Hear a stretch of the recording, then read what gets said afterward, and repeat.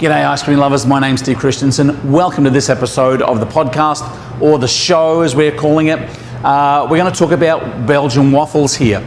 Before jumping into it, I do want to thank our episode sponsor, which is Lloyd's of Pennsylvania. I tell you what, the Jones family, family-owned business, the 1-2 punch. Andy is the handsome frontman, Barry is the pseudo brains of the operation with a food science background. Between the two of them, they can help you with all of your mix needs. Lloydsofpa.com, L-L-O-Y-D-S, Lloydsofpa.com. Talk to them about all of your ice cream mix solutions.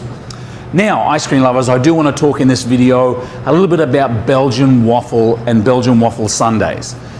In my experience, there is nothing better than a freshly made Belgian waffle that is topped with ice cream. You get that crunch in the mouth, you get that warm, cold sensation, the juxtaposition of that. It's like a party in your mouth. I'm a big believer and have been selling Belgian waffle sundaes for years and years and years, coming up to 20 years.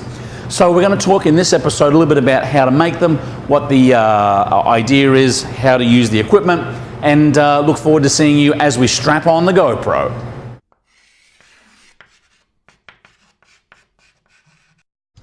Okay, so Belgian waffles. Now our equipment looks just a little bit different here. We've got more of a heavy duty hot plate here with much deeper crevices. So that means we're going to change the way we kind of treat this a little bit so far as our spray and applying mix. So talking about the mix, let's start. We'll get a little bit of our water going. We won't make as much this time because we don't really need that many Belgian waffles for the demonstration.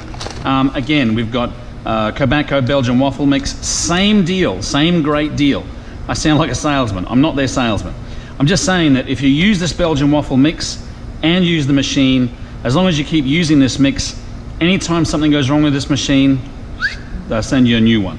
I will tell you, this is, again, like their waffle cone mix. It's a great mix, but you can actually flavor it, put a little bit of vanilla extract in, which is what we like to do, and really kind of make it your own through the process of, flavoring, so forth. So we want this actually to be a little bit thicker than our waffle cone mix, and you'll see that it is a little bit more yellow too. I'm also going to add, as per nearly everything that I do, a little bit of vanilla extract in here. Again, that's not a pure vanilla extract, that's actually a natural and artificial extract, because I want to be able to get the punch of vanilla straight away, rather than sometimes a pure vanilla extract will actually take a little bit longer to mature. So that's a nice consistency right there. You want it, as I said, just a little bit thicker than the waffle cone mix. Well, I can smell it. Absolutely wonderful.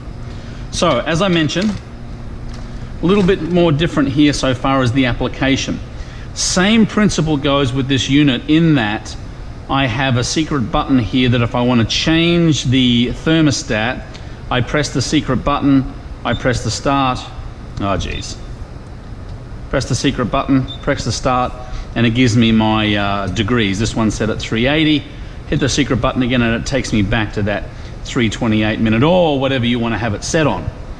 Now, because we've got much deeper crevices here in this unit, you do need to make sure that you lubricate it with a canola oil or a vegetable oil spray. It's a little bit problematic when it comes to cleaning because you've got these deep crevices in here. So again, if you're using a Tobacco waffle iron, speak to the good folks at Tobacco and get a recommendation on how often and what to use. We have been using the brush on the waffle cone machine. It'll get a lot of this off, but you can kind of tell that I've been a little bit slack on this one. Made the Belgian waffles, ate them straight away, left the place to season, and that's kind of what you'll look like. So you don't have to obviously do 4 of these at a time. There is a 3.5 minute cook time here. So what I would suggest is if you're only making one at a time, start at the front and rotate around. Don't always use the one quadrant here to make the same waffle each and every time. Otherwise this will become quite seasoned and the rest will not. So what I'm going to do is create a pretty liberal amount of spray in there and its comparative mate up top. Take my waffle mix And I'm gonna fill this up to the halfway point. Right about there. Drop the lid down, rotate, and then hit my timer there for 3.5 minutes. So here's the challenge, folks. To get this unbelievably great tasting Belgian waffle, it's a little bit more cook time. So what that means is that, yeah, you can have some of these in a warming tray or kind of stored ready to go, but there's really nothing better than a fresh baked Belgian waffle. So most of your customers will learn that if they really want a Belgian waffle, hey, it's worth the wait. And we've often had people line up and basically tell us, hey, while they're waiting in line, hey, I'm after one of these Belgian waffles, can you put it on the boil, so to speak? So we're gonna wait our 3.5 minutes, pull it out, and see what we have. Okay, so we're gonna rotate this back over again, and again, it might be on the top, might be on the bottom. It's always a surprise. Look at that, absolutely wonderful. Now, if you've lubricated it well, it'll come straight off. It is pretty hot, but that is a beautiful, beautiful, freshly made personal Belgian waffle. You can get the larger ones, which is kind of nice for 2, but I'll tell you, these personal ones look very great. I'm gonna let that sit there for a minute, put a second one on, and again, as per our instruction, I'm gonna make sure that I actually take a different hole this time. So take it from the back, fill my cup here, so to speak. Now again, you want to make sure that you don't overfill here because you're going to get spillage out, and I've kind of done that to basically show you exactly how that happens. Roll it over, hit start, Bob's your uncle. Okay, second one off the rank. Now you'll see here that I've got a lot of residue here as a result of overfilling.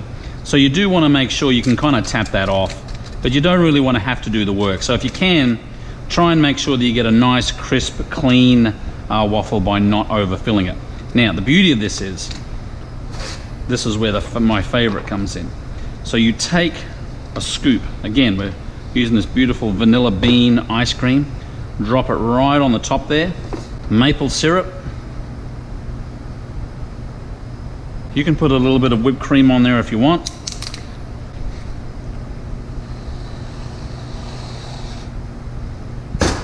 Look at that. Oh my gosh. That is absolutely beautiful. Freshly made Belgian waffles, sundae, whipped cream. You can put really anything on there if you wanted to put chocolate, caramel. It really is a very unique and wonderful treat, either seasonally or year-round. So as we look at our menu boards down here at Scoop School, these were the menu boards from our store in St. Louis, as well as our stores that we had in Australia. And this product here, big seller. Now, we didn't always put it on the menu board. It was a seasonal item for a long time, on and off, but customers ended up wanting it to stay long term. So we ended up including it in our featured Sundays bowl here. So it was kind of like our next level up sundae. So at the top here, we had our regular $3.95 3-scoop sundaes. Down the bottom here was kind of our premium sundae. So strawberry shortcake, Belgian waffle, and our chocolate brownie in a brownie bowl, almost like a self-sourcing. But I will tell you that either seasonally or as like a constant menu item, the Belgian waffle looks great. People will be very passionate about it, and I think you'll do very well to have it on the menu. Again, either seasonally or long-term, just to diversify and make your product list, your menu, a little bit more proprietary to what everyone else is doing in your marketplace. Well, there you have it, ice cream lovers. Look, it's relatively simple. It takes a little bit of time, granted. And if you've got a really high volume store, maybe it's not the right option for you. But as a seasonal item, having people coming in and tasting a Belgian waffle sundae, oh my gosh, it's absolutely fantastic. So see if it works for you. Leave a comment underneath. Keep on scooping, folks, and we'll see you in the next video.